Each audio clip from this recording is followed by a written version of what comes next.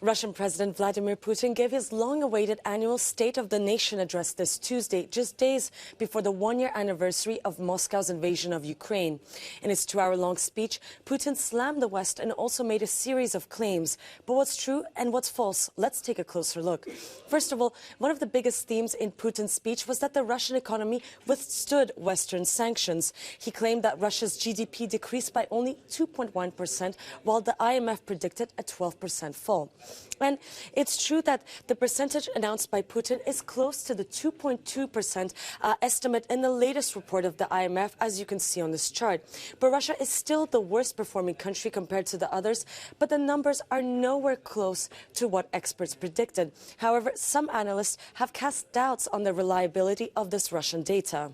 It's true that experts were waiting for much worse results starting from the beginning of the war. It's also true that the government is cheating, and it's not by chance that the latest figure about very modest decline of Russian GDP came yesterday, although it was supposed to come much earlier, and it was designed to present this very positive view of what's going on in Russian economy. Another one of Putin's claims is that the West has spent $150 billion in aid to Ukraine, while the G7 countries only spent $60 billion to help the poorest nations in the world from 2020 to 2021.